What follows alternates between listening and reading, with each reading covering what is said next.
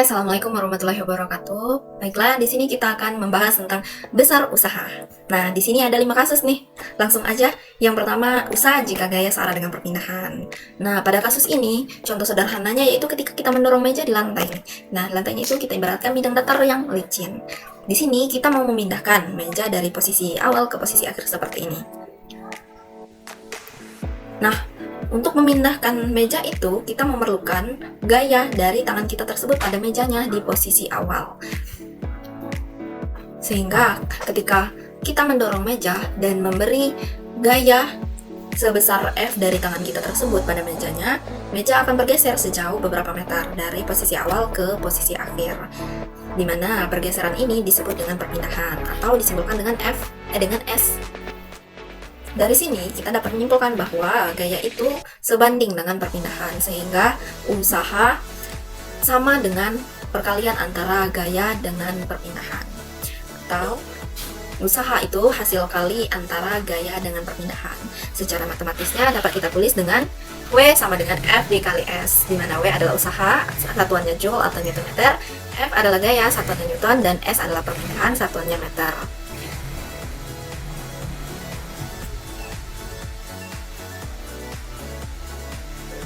Selanjutnya yang kedua adalah usaha jika gaya berlawanan dengan perpindahan. Nah, tadi kita ketahui nih bahwa usaha itu rumusnya adalah W sama dengan F dikali S, dan kalau gaya berlawanan maka usahanya bernilai negatif. Jadi pada kasus ini nilai usahanya adalah W sama dengan min F dikali S. Contoh dari gaya yang berlawanan itu adalah gaya gesek.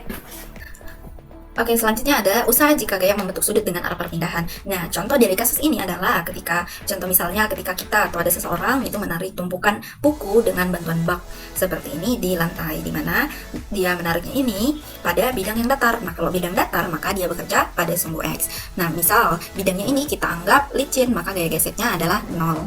Nah, otomatis tumpukan buku itu punya massa ya. Jadi kalau kita mau memindahkannya dari posisi awal ke posisi akhir, maka kita butuh gaya dong untuk memindahkannya. Jadi, gaya yang kita butuhkan di sini adalah gaya tarik dari tangan kita itu. Kita akan memindahkannya misalkan dari titik A ke titik B di sini. Nah, ini di sini ditarik dengan gaya sebesar F. Kalau ditarik dengan gaya sebesar F, kalau kita tarik di tengah-tengah seperti ini anggap saja lurus ya, di tengah-tengah seperti ini, berarti ini kan proyeksi. Jadi kita proyeksikan terlebih dahulu nih untuk mengetahui usahanya. Nah, sebelumnya untuk menentukan usaha itu kita udah tahu ya, di rumusnya itu adalah W sama dengan F dikali S. Tapi ingat kalau F-nya itu yang dipakai adalah F yang searah dengan bidang perpindahan atau F yang bekerja pada bidang perpindahan. Jadi kasus ini yang harus kita proyeksikan terlebih dahulu. Nah, untuk posisinya seperti ini. Ini benda ditarik oleh gaya sebesar F yang dia di sini ada sudut tetanya. Di ini ada sumbu X. Di sumbu X ini ada gaya yang bekerja pada sumbu X itu disebut dengan Fx. Begitupun dengan di sumbu Y ada gaya yang bekerja, yaitu gaya yang bekerja pada sumbu Y adalah Fy. Nah, untuk memproyeksikannya kita di sini yang diapit pada sumbu X-nya. Pada kasus ini yang dipakai adalah sumbu X yang adalah Fx. Kenapa sumbu X? Karena yang dipakai adalah F yang searah bidang perpindahan. Nah, perpindahannya bekerja di sumbu X atau garis X, bukan di garis Y. Itu makanya kita memakai yang Fx. Nah, sebelumnya kalau kita memproyeksikan gaya-gaya ini, kita harus mengingat dulu nih materi vektor yang telah kita pelajari sebelumnya. Misalnya posisinya begini. Nah, di sini ada gayanya membentuk sudut theta sebesar theta. Di sini ada sumbu X, di sini ada sumbu Y. Nah, jadi gimana proyeksinya? Proyeksinya kalau sudutnya diapit. Nah, diapit di sini maksudnya terhadap garis, yaitu menyentuh garisnya itu. Berarti untuk proyeksi ini kuncinya yaitu jika diapit maka dia cos, tapi jika tidak diapit maka dia sin. Nah, untuk kondisi ini atau kasus ini di Fx itu tetanya diapit oleh garis Fx, garis Fx atau sumbu X-nya. Di theta ini sudutnya ini menyentuh garis dari sumbu X itu ya. Sehingga nilai dari Fx adalah F cos theta, sedangkan di Y tidak diapit oleh sudutnya, maka atau sudutnya tidak diapit oleh garis Y, maka di FY itu F sin theta. Gimana kalau sebaliknya? Sebaliknya juga sama tuh.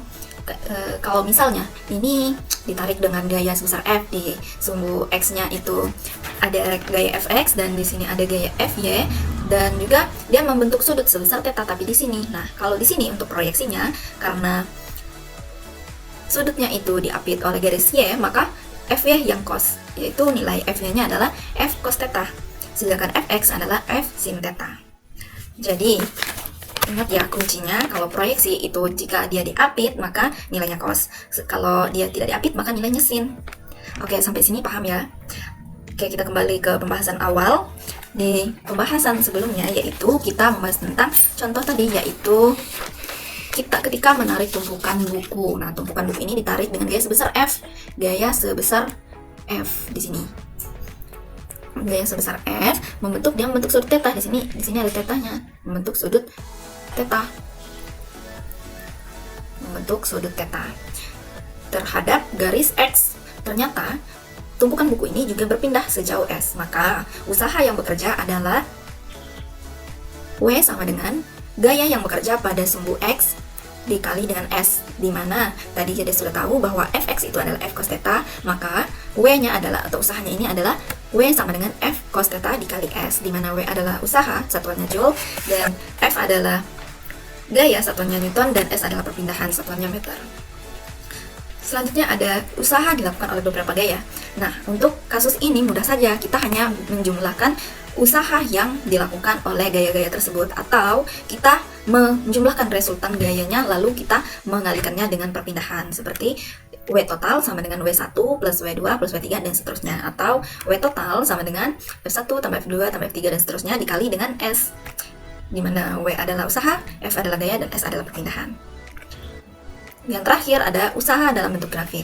Nah, usaha dalam bentuk grafik juga mudah nih. Kita hanya memperhatikan daerah yang diarsir atau daerah di bawah grafiknya. Untuk menentukan usaha di daerah grafik ini, yaitu kita hanya menghitung luas daerah yang diarsirnya atau daerah di bawah grafiknya. Jadi seperti gambar ini gambar yang diarsir atau yang di bawah grafiknya ini adalah gambar persegi. Berarti kita untuk menghitung usahanya, kita hanya menghitung luas dari persegi itu sendiri. Thank you.